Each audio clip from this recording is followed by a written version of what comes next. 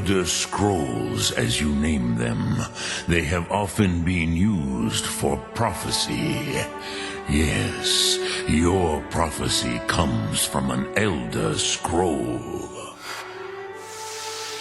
The Elder Scrolls is an open-world action role-playing game series developed by Bethesda. The franchise began with the release of the Elder Scrolls Arena in 1994. This was not only Bethesda's first attempt at an original concept, but also their first RPG. But it didn't start out that way. Initially, the game was simply known as Arena and was not to be an RPG at all. Instead, the player and a team of fighters would travel about the world fighting other teams in various arenas until the player became the grand champion, a sort of gladiator type of game. At some point during development, Bethesda decided to include side quests to bring some much needed variation to the gameplay. It wasn't long until they realized that the side quests were a lot more fun than the tournaments themselves. The gladiatorial gameplay was dropped altogether and Arena became a full-blown open-world role-playing game focusing on quests and dungeons. But there was a slight problem with this decision. All material had already been printed using the name Arena. Even the cover art for the game gave the impression that this is some sort of fighting game with an audience. They decided to add a title, The Elder Scrolls, with Arena as a subtitle to give it more of an RPG sounding name.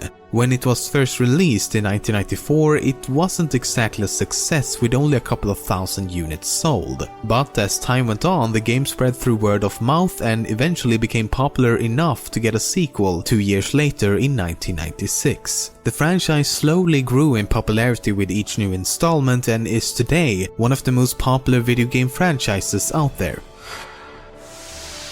Open-world RPGs are known to be quite expansive regarding both features and actual in-game world size. The Elder Scrolls 2 Daggerfall stands out from most other games because of its ridiculous and, some might say, unnecessarily vast map size. It's just over 160,000 square kilometers. To put that into some kind of perspective, that's almost the size of Florida in the US or 2/3 the size of the UK. I mean, if you think the world of Skyrim was huge, it's not even 0.03% of the size of Daggerfall. It would actually take real-time weeks to get from one side of the map to the other. But Daggerfall ain't got nothing on Arena though. Arena's map size is over 6 million square kilometers. As a comparison, Australia is roughly 7.5 million. It would likely take you several months trying to cross this world. The thing is that almost all of this was done using procedural generation and not by hand. So while these games are not exactly comparable to their finely tuned and handcrafted modern relatives, it is nonetheless an impressive feat for games released 2 decades ago.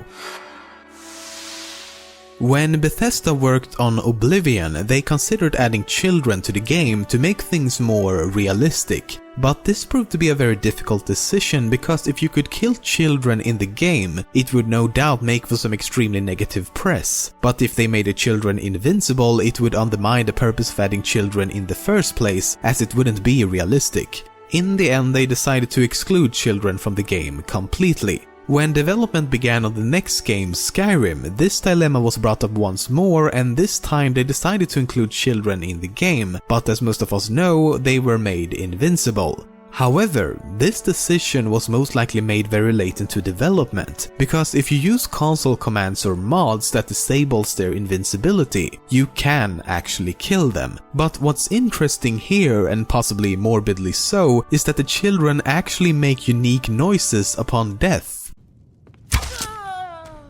This could mean that Bethesda planned for this to happen at some point during development. Furthermore, if the player kills Braith, then Lars Battleborn, who was bullied by Braith, will thank you for doing so. I don't know what you did, but Braith won't even look at me now, so thanks! This is even though killing her would of course be impossible during normal gameplay, suggesting that this was at one point a feature in the game. In many Elder Scrolls games you will find subtle references to fish sticks. For example, in Morrowind there's this book called Captain's Guide to the Fishy Stick. In Oblivion, Maik the Liar has this to say: Maik wishes he had a stick made out of fishes to give to you. Sadly, it does not. If you approach Sheogorath in Skyrim, he also mentions fish sticks. Do you mind? I'm busy doing the fish stick. It's a very delicate state of mind. This all began back in 2001 on the official forums when a user started rewarding others with an image of a pirate holding a fish, or in this case, fishy stick. This practice soon spread outside of the website and grew to become a quite popular meme, and even continues to this day as a sort of greeting when welcoming new users to the forums. Bethesda took note of this and liked it so much that they decided to include fishy sticks in their games ever since. If you find yourself at this location on the map in Skyrim, you'll find a stone bridge near a waterfall. If it's your first time crossing the bridge, you'll witness two goats walking across it. Soon after, a third goat climbs up from under the bridge and joins them. This is a reference to a popular Norwegian fairy tale called Three Billy Goats Gruff, about three goats trying to cross a bridge with a fearsome troll trying to eat them as they pass by. In the fairy tale, the goats manage to defeat the evil troll, and if you take a look underneath the bridge in Skyrim, you'll find a dead troll. In the Elder Scrolls 3 Morrowind, there's an extremely well-hidden sword named Eltenbrand that can only be acquired if the player performs a very specific set of actions. First of all, you need the sword Goldbrand. You must then complete the quest Shashev's Key and then talk to Sir Lonwe. Before doing so, make sure you also have exactly 11,171 gold coins in your inventory. If everything was done correctly, a message will appear saying "Go to Hell, Carolina," and your Goldbrand has been replaced with the Eltenbrand sword.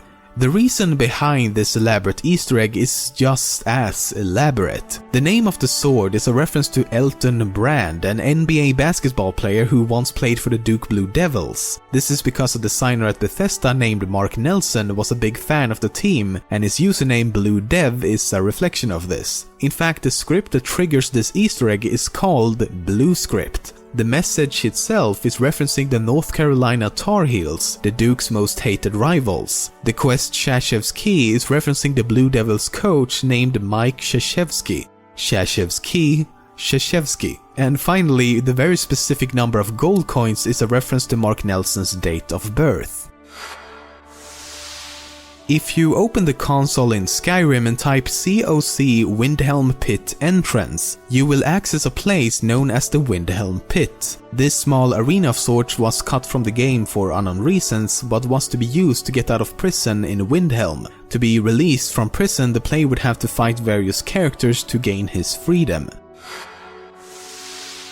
Back in early 2011, Bethesda announced on their blog that if anyone delivers a child on the day of Skyrim's release, 11/11/11, and then names him or her Dovahkiin, they would receive free Bethesda games for life. It's not entirely clear if Bethesda were being serious, but when it comes to fans of video games, there's usually someone out there crazy enough to actually do it. Thus, a boy was conceived on 11/11/11 and named Dovahkiin Tom Kellermeyer. And as promised, he and his parents will have free access to any past, present and future Bethesda-made games. During a quest in the Tribunal expansion for Morrowind, you're tasked with stopping a journalist from printing lies about the king. Once you track him down and talk to him, one of the dialogue options is, "I'm looking for the Eye of Argonia." This is a reference to the title of the second Elder Scrolls Adventures game that was cancelled before release. It was supposed to be a direct sequel to Redguard, but as Redguard sold poorly, they focused on Morrowind instead. The character in the game is supposed to serve as an analog for Bethesda and how they lied about an upcoming sequel to Redguard. The lore in this franchise is vast. It's incredible how much thought has gone into creating this universe, reaching far beyond the scope of the games themselves. Each game takes place in one specific province on the continent known as Tamriel, the exception being the first game, Arena, which actually lets you explore the entire continent, and the Elder Scrolls Online will eventually encompass all of Tamriel as well. But Tamriel is only one of the continents on the planet Nirn. The other major continents and islands are Akavir, Atmora, Yukuda, Piandunay, Thras and possibly Aldmeris if it exists. Very little is known of these other continents and islands, but Tamriel and Akavir are said to be the two largest. The planet Nirn also has 2 moons called Secunda and Maser, which you've likely observed during some late night adventures. Personally, I used to be an adventurer like you, but then I took an air. Maser is the larger of the 2, and Secunda is actually orbiting Maser and not Nirn itself. Nirn exists within the mortal plane known as Mundus. The Mundus was first conceived by a divine being known as Lorcan. But Lorcan could not create the Mundus alone, so he either convinced or tricked other immortals, known as Etada, to assist him in its construction. Those who helped to create the Mundus became known as Aedra, meaning our ancestors, and those who did not became known as Daedra, meaning not our ancestors. Some of the Aedra gave parts of themselves entirely to the creation of the Mundus and became the 8 planets and moons, also known as the 8 Diviners. In very simple terms, think of the Mundus as something similar to a geocentric solar system,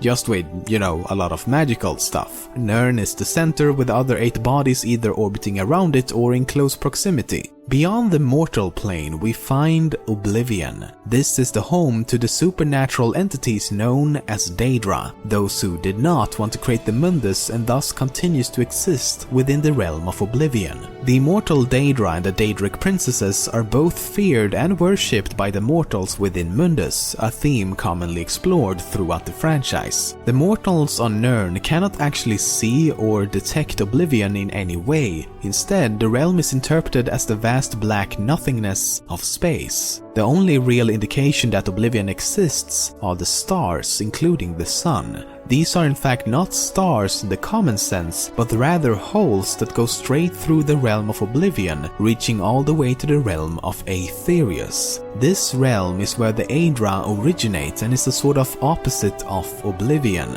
Aetherius is a realm of pure magica, and through the stars, or rather the holes, permit magic to reach the mortals on Nirn. And that's a very, very compressed version of the lore behind the Elder Scrolls.